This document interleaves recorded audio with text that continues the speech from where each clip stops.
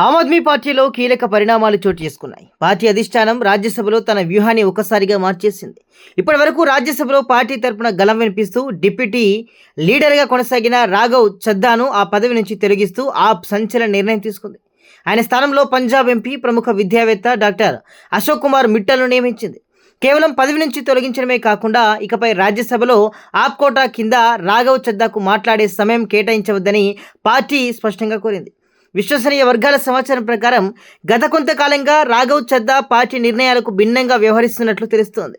ముఖ్యంగా కీలకమైన అంశాలపై ఓటింగ్ సమయంలో లేదా వాకౌట్ చేసే సమయంలో ఆయన పార్టీ ఆదేశాలను తూచా తప్పకుండా పాటించలేదని ఆరోపణలు వస్తున్నాయి.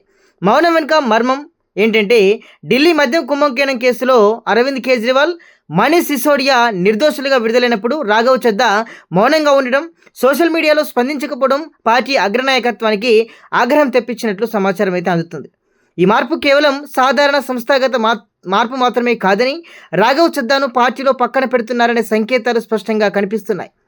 ఢిల్లీ అసెంబ్లీ ఎన్నికల తర్వాత చద్దా తన వ్యక్తిగత ఎజెండాలపై దృష్టి పెట్టడం, పార్టీ ప్రధాన వేదికలపై కనిపించకపోవడం వల్ల ఈ నిర్ణయం తీసుకున్నట్లు విశ్లేషకులు భావిస్తున్నారు. మొత్తానికి పార్లమెంట్లో పార్టీ వాయిస్ను బలోపేతం చేసే బాధ్యతను అశోక్ మిట్టల్కు అప్పగించిన కేజ్రీవాల్, రాఘవ్ చద్దా విషయంలో కఠినంగా వ్యవహరించడం ఆప్ అంతర్గత విభేదాలను బయటపెట్టింది.